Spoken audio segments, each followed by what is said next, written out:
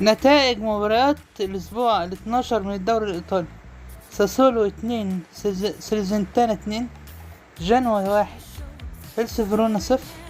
ليتش 2، ميلان 2، يوفنتوس 2، كالياري 1، مونزا 1، تورينو 1، نابولي 0، امبولي 1، فيورنتينا 2، بولونيا 1، اودينيزي 1، اتلانتا 1، لاتسيو 0، روما 0، الانتر 2، فورزيانو كالاتشو 0. مباراة الأسبوع 13 من الدوري الإيطالي: سيرزنتانا ولاتسيو السبت 25/11 الساعة 4 مساء، أتلانتا نابولي الساعة 7 مساء، ميلان فيورنتينا الساعة 10:15 مساء، كالياري مونزا الأحد 26/11 الساعة 1:30 مساء، فروزياني كالاتشو وجنوا الأحد 26/11 نفس اليوم الساعة 4 مساء،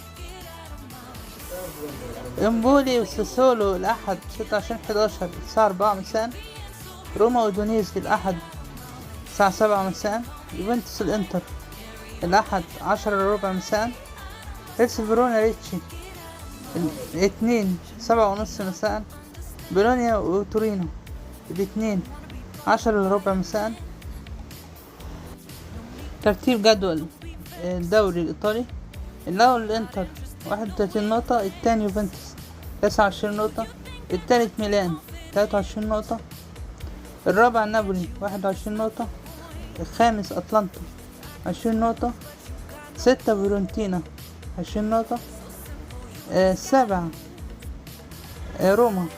18 نقطة، الثامن بولونيا 18 نقطة، التاسع مونزا 17 نقطة، العاشر لاتسيو 17 نقطة، 11 تورينو 16 نقطة، 12 فرنزاني كالاتشو 15 نقطة، 13 جنوا 14 نقطة، 14 ليتش 14 نقطة، 15 ساسولو 12 نقطة، 16 اودونيزي 11 نقطة، 17 امبولي 10 نقاط،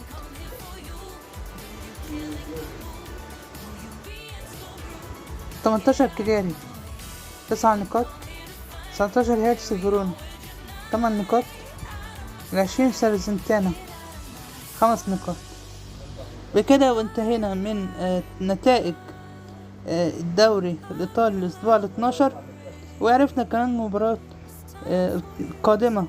في الأسبوع 13، وعرفنا كمان جدول ترتيب الدوري بعد انتهاء الأسبوع 12. لو الفيديو عجبكم دوسوا لايك واعملوا اشتراك في القناة واضغطوا على زر الجرس عشان كل جديد يوصلكم.